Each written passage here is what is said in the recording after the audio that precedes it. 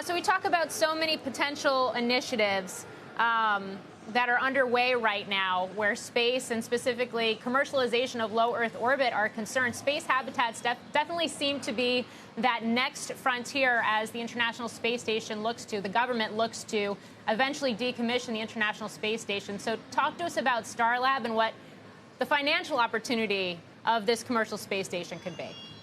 Right. Well, if the last 10 years was about building the elevator, so to speak, to space, the next 10 years will be about destinations. And as you alluded to, the ISS will be deorbited around 2030 or so. And, I was listening in on the earlier segment on the national security piece. We as a country can't have a gap in terms of capability in low Earth orbit. So it's really important that we commercialize low Earth orbit in anticipation of the ISS being offline as early as 2030. Yeah. Now you're partnering with Lockheed Martin. How did that come to be? Well, if you think about who the best in breed are, Nanoracks, the company that we're the majority owner of, really is the best in class servicer of the International Space Station. They've done over 1,000 missions. We have a commercial airlock attached to the ISS. So that's really best in breed. And then when you think about technical integration, manufacturing capability, companies that can deliver hardware on time and on budget, Lockheed's best in class as well. So it really is partnering the A-team with the A-team. Yeah, and there are other players that are working on their own space habitats and stations right now. Blue Origin's putting investment to work on this front as well, Sierra Space. There are a number of others. Is there going to be room for everyone in low Earth orbit? Yeah, I think so. We anticipate somewhere between 8 and 10 free-flying commercial space stations by the end of the 2020s.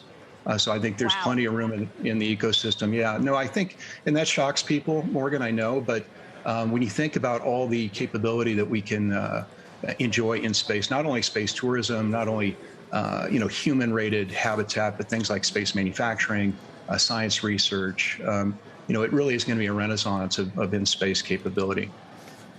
Yeah, and of course, we mentioned you're a majority shareholder in Nanoracks. You own a bunch of companies under the Voyager Space umbrella. Still getting ready to file to go public via traditional IPO, which I should note is exceptional compared to the way we've seen other space companies go public this year.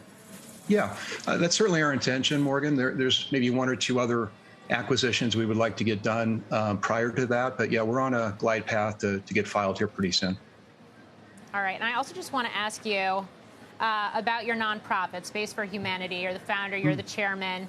We had news there as well that Worldview is going to start flying passengers on its stratospheric balloon rides starting in 2024, and that Space for Humanity has bought the seats for that trip.